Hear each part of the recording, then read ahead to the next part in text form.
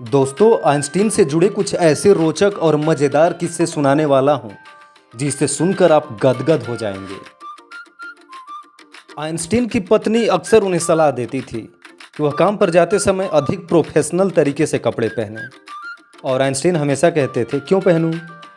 वहाँ सब मुझे जानते हैं। लेकिन जब उन्हें पहली बार एक बड़े सम्मेलन में जाना था, तो उनकी पत्नी ने थोड़ा सज धज कर जाने का अनुरोध किया। इस पर आइंस्टीन बोले, क्यों पहनूं? वहाँ तो मुझे कोई नहीं जानता। जब अल्बर्ट आइंस्टीन प्रिंसटन विश्वविद्यालय में काम कर रहे थे, तो एक दिन घर जाते समय उन्हें अपना पता भूल गया। टैक्सी ड्राइवर ने उन्हें पहचाना नहीं। आइंस्टीन ने ड्राइवर से पूछा कि क्या वह आइंस्टीन का घर जानते हैं। ड्राइवर ने कहा, आइंस्टीन का पता कौन नहीं जानता, प्रिंसटन में हर कोई जानता है। क्या आप उनसे मिलना चाहते हैं? आइंस्टीन ने जवाब दिया, मैं ही आइंस्टीन हूँ। मैं अपने घर का पता भूल गया हूँ। क्या आप मुझे वहाँ तक पहुँचा सकते हैं? ड्राइवर ने उन्हें उनके घर पहुँचा दिया और उनसे किराया भी नहीं लिया। एक बार आइंस्टीन प्रिंसटन से ट्रेन में यात्रा कर रहे थे।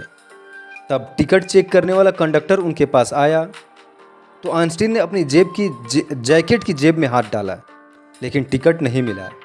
फिर उन्होंने अपनी पैंट की जेब देखी, लेकिन वहाँ भी नहीं था। इसके बाद उन्होंने अपनी ब्रीफकेस में देखा, लेकिन टिकट नहीं मिला। फिर उन्होंने अपनी सीट के पास देखा, लेकिन फिर भी टिकट नहीं मिला।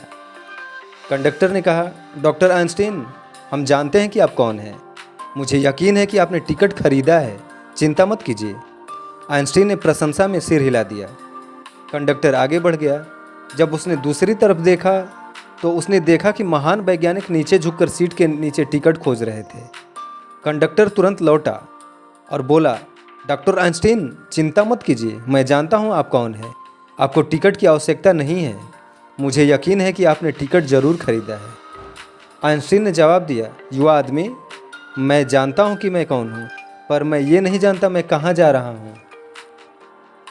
जब आइंस्टीन की मुलाकात मशहूर कलाकार चार्ली चैपलिन से हुई, तब आइंस्टीन ने कहा, आपकी कला में जो मुझे सबसे अधिक प्रभावित करने वाली चीज़ है, वह है उसकी सार्वभौमिकता। आप एक शब्द नहीं कहते, फिर भी दुनिया आपको समझ लेती है। इस पर चार्ली चैपलिन ने उत्तर दिया, यह सच है, लेकिन आपकी प्रसिद्धि तो इससे भी बड़ी है। दुनिया आपकी प्रशंसा करती है, जबकि कोई आपको समझता नहीं। आइंस्टीन से अक्सर सापेक्षता के सिद्धांत को समझाने के लिए कहा जाता था। एक बार उन्होंने समझाया, अपना हाथ एक गर्म चूल्हे पर 1 मिनट के लिए रखो, तो वह 1 घंटे जैसे महसूस होगा। एक खूबसूरत लड़की के साथ 1 घंटे बैठो, तो वह 1 मिनट जैसे लगेगा। यही है सापेक्षता। अल्बर्ट आइंस्टीन का जन्म 14 मार्च 1879 को जर्मनी में हुआ था। आइंस्टीन बचपन से शर्मीले बच्चों में शामिल हो गए थे और बहुत बड़ी उम्र तक वो बोलते भी नहीं थे। 4 साल की उम्र में उन्होंने पहली बार बोलना सीखा, लेकिन तब भी बहुत साफ नहीं बोलते थे।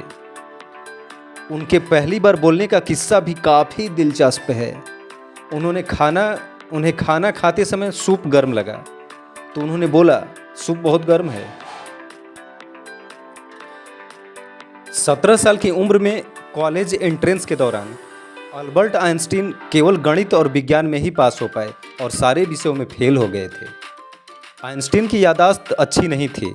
उन्हें तारीख और फ़ोन नंबर्स याद रखने में दिक्कत होती थी। उनको खुद का नंबर भी याद नहीं रहता था। अब आगे कुछ आइंस्टीन के अनमोल विचारों को जान लेते हैं। पहला, जिंदगी जीने के 2 तरीके हैं।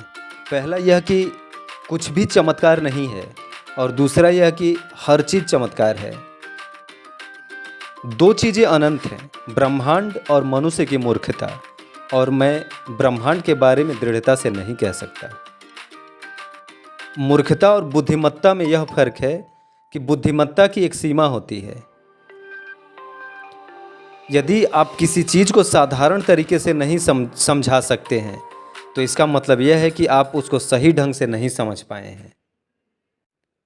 बीते हुए कल से अनमोल विचारों को जान आज में जीना, कल के लिए आशा रखना जिंदगी जीने के दो तरीके महत्वपूर्ण चीज है। पहला यह कि और प्रश्न पूछना चमत्कार बंद नहीं करना और दूसरा यह कि हर चीज चमत्कार। आइंस्टीन के जन्मदिन यानी 14 मार्च दो चीजें अनंत दुनिया में जीनियस डे के रूप में मनुष्य की मूर्खता और मैं ब्रह्मांड के बारे में दृढ़ता से नहीं कह सकता।